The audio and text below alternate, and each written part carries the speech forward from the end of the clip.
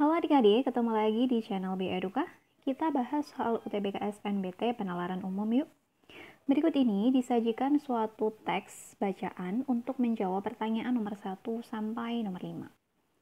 Pertanyaannya, ada suatu perguruan tinggi di mana setiap mahasiswa diharuskan menjadwalkan 8 mata kuliah, yaitu F, G, H, J, K, L, M, dan N. Seluruh mahasiswa mengambil satu mata kuliah secara berurutan setiap semesternya, dan tidak ada mata kuliah yang diulang. Jadwal dari ke-8 mata kuliah tersebut dibatasi oleh hal-hal berikut. Yang pertama, ketentuannya adalah mata kuliah N harus selalu diambil di semester pertama. Nih, jadi urutan yang pertama itu harus mata kuliah N. Kemudian ketentuan yang kedua, mata kuliah F harus diambil segera setelah mata kuliah G diambil. Berarti G kemudian harus dilanjutkan dengan F. Itu. Kemudian yang ketentuan ketiga, H harus diambil sebelum mata kuliah F. Berarti H dulu baru nanti F. Jadi nggak boleh kalau menempuh mata kuliah F dulu baru H. Itu ya. Sekarang yang ketentuan keempat, J dan M harus dipisahkan oleh 2 semester yang berurutan. Nih, dipisahkan 2 semester yang berurutan. Soalnya yang pertama, urut-urutan jadwal berikut yang memenuhi persyaratan di atas untuk mahasiswa semester 2 hingga semester 8. Nah, tadi kan ketentuan di nomor pertama, yang mata kuliah N itu kan harus diambil di semester pertama. Padahal mahasiswa ini tuh sudah masuk ke semester 2, maka urutan mata kuliah yang harus diambil ya berarti mulai dari semester 2 sampai ke semester 8. Oke. Tadi yang di semester 2 sebaiknya mata kuliah apa yang harus diambil? Nah, di sini kan ada ketentuannya bahwa mata kuliah G itu kan diambil duluan, kemudian setelahnya harus semester F. Nah, sedangkan semester H ini harus diambil sebelum mata kuliah F, gitu. Sekarang kita cek satu persatu, mulai dari opsi yang A. Opsi yang A ini, J, itu diambil di semester kedua, kemudian, nih, antara J sama M, nih, J sama M kan harus dipisahkan dipisahkan oleh 2 semester yang berturut-turut. J-nya di sini, sedangkan M-nya di sini. Nah, ini dipisahkan berapa nih? 1, 2, 3, berarti yang A ini salah. Oke, sekarang yang B, G, J, F. Nah, padahal setelah mata kuliah G, itu harus segera mengambil yang F. Nah, sedangkan ini G sama F terpisahkan oleh J. Berarti yang B ini juga salah. Lalu yang J, M ini di awal, kemudian H memang benar diambil setelah F. Nih, H dulu, kemudian F-nya sama G ini berurutan. Ini ada kemungkinan benar. Kemudian yang D, G sama F. Nah, H kok malah ditaruh di yang terakhir, padahal H itu harus diambil sebelum mata kuliah F. Nah, ini malah hanya ditaruh setelah F, berarti yang D ini salah.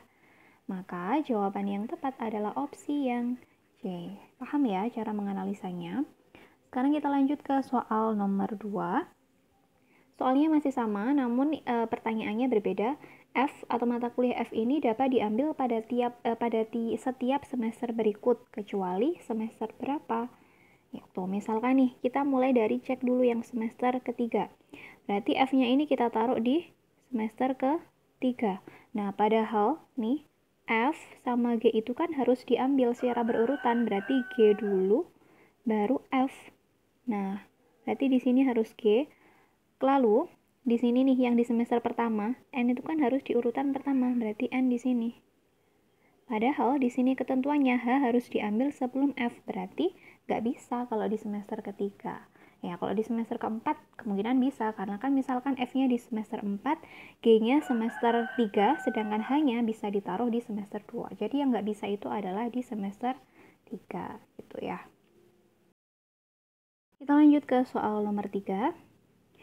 Semester tercepat yang dapat digunakan mahasiswa untuk mengambil mata kuliah F adalah, yang ditanyakan adalah semester yang paling cepat untuk mengambil mata kuliah F. Nah, tadi ketentuannya gimana? Yang pertama itu harus selalu N. Kemudian yang kedua apa? Nah, ini. Yang kedua adalah mata kuliah F itu harus diambil segera setelah G. Kemudian yang mata kuliah H itu harus diambil setelah F. Berarti H itu adalah di semester 2. Kemudian yang ketiga itu ada G, Sehingga F itu yang paling cepat diambil di semester 4. Tuh, sekarang kita lanjut ke soal nomor 4. Gampang banget ya. 1-3 ini kita bisa mengerjakan dengan mudah. Kalau memang kalian bingung, kalian bisa membuat nih garis-garis nih. Kan tadi semesternya ada 8, berarti silahkan membuat garis-garis untuk menggambarkan semester 1-8. Kemudian silahkan kalian urutkan sesuai dengan ketentuan yang ada pada soal sambil memperhatikan nomor semesternya gitu ya. Jadi ini merupakan triknya kayak gini untuk memudahkan kalian aja. Sekarang kita lanjut ke soal nomor 4. Apabila J diambil di semester 4, maka G harus diambil di semester berapa? Nah, tadi kan J itu harus diambil di semester 4, berarti di sini. Kemudian, nih ketentuan yang keempat, J dan M itu dipisahkan, harus dipisahkan 2 semester yang berurutan. Berarti kalau J-nya di sini, M-nya harus di semester ke-7. Gitu. Nggak bisa kalau M-nya di semester 1, karena yang semester 1 itu harus diisi sama N. Kemudian, yang semester 5-6 ini harus diisi semester berapa? Nah, tadi kan yang berurutan, yang harus berurutan itu kan G sama F. Berarti G-nya ini harus diambil di semester 5. Oke, berarti mata kuliah G harus diambil di semester 5.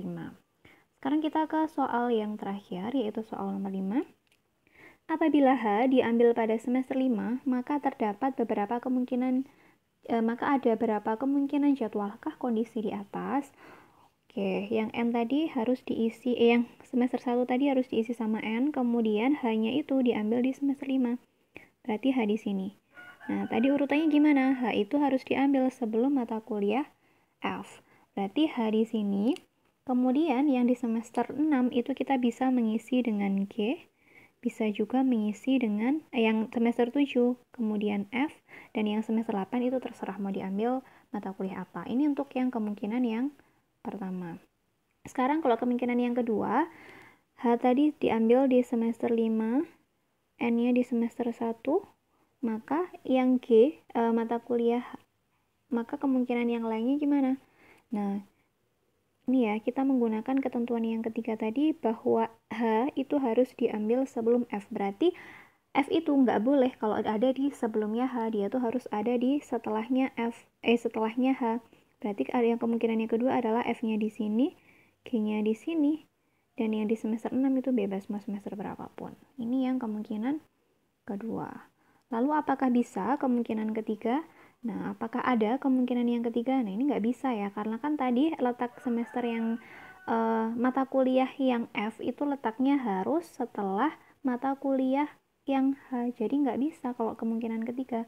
Kemungkinan yang mungkin itu hanyalah ada dua kemungkinan itu. Ada dua kemungkinan ini ya. Jadi F-nya hanya bisa diambil di semester 7 atau diambil di semester 8. Berarti 8 kemungkinan jadwal apabila H itu diletakkan di semester 5 itu hanya ada dua kemungkinan, di mana ini ketentuannya F-nya itu bisa diletakkan di semester 7 atau diletakkan di semester 8. Karena kan tadi H itu hubungannya dengan mata kuliah F ya. Oke, gampang ya, bisa dipahami, mantap. Oke, demikian tadi penjelasan materi UTBK SNBT Penalaran Umum. Semoga penjelasan yang kakak berikan bisa dipahami oleh adik-adik. Sampai ketemu di video yang selanjutnya.